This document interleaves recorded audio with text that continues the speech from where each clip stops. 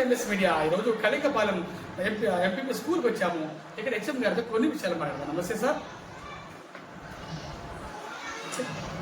Okay sir, చెప్పండి మీ స్కూల్లో infrastructure గురించి, ఇంట్రడక్షన్ గురించి కొన్ని విషయాలు మాట్లాడతారా మాతో? సార్ నమస్కారం. మొట్టమొదటిగా ఎంఎస్ న్యూస్ వారికి ప్రత్యేకంగా ధన్యవాదాలు తెలియజేసుకుంటున్నాము.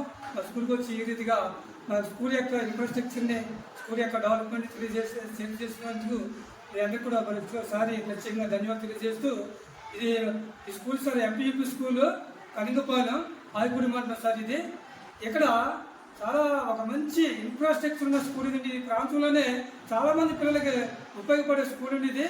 ఇక్కడ దాదాపుగా 7 తరగతి గదులు ఉన్నాయండి. ఇక్కడ ప్రతి స్కూల్ కూడా డ్యూయల్ డెస్క్లు ఉన్నాయి ప్రతి క్లాస్ రూమ్కి. తర్వాత ప్రతి క్లాస్ రూమ్ ఫ్యాన్లు, ప్రతి క్లాస్ రూమ్ టీవీలు, ఐఎఫ్ఈ ప్యానల్స్, కంప్యూటర్ సిస్టమ్ అన్నీ కూడా ఉన్నాయండి. చక్కటి స్టాఫ్ ఉన్నారు ఇక్కడ. ఆ తర్వాత చక్కటి బిల్డింగ్స్ ఉన్నాయండి ఇక్కడ. అందరికి కూడా మంచి ఫిజికల్గా మంచి స్ట్రక్చర్ ఉన్న స్కూల్ ఉండే ప్రాంతంలో మన పిల్లల్ని తప్పకుండా పాఠశాల జరిపించండి. తర్వాత ఓకే సార్, మరి మీ స్కూల్లో విద్యా బోధన ఐపీ ప్యానల్స్ ద్వారా జరుగుతుందా? మా స్కూల్లో ఐఎఫ్ఈ ప్యానల్స్, టీవీల ద్వారా డిజిటల్ క్లాస్ రూమ్స్ చాలా బ్రహ్మాండంగా ఉన్నాయండి.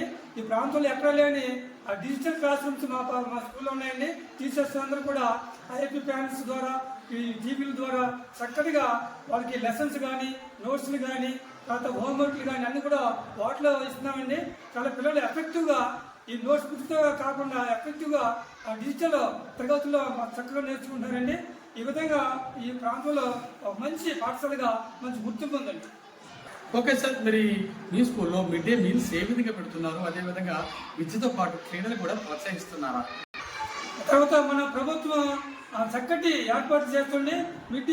ఎండిఎం మిడ్ డే మీల్ గురించి చక్కగా మంచి మెనూ ద్వారా బ్రహ్మాండమైన మెనూ ఉండేది. రాష్ట్రంలోనే చక్కటి మెనూ ఉంది. పిల్లలకి ప్రతిరోజు ఒక్కొక్క ఐటెం, ఒక్కొక్క చక్కటి ఐటెం ద్వారా పిల్లలకి భోజనం పెడతామండి.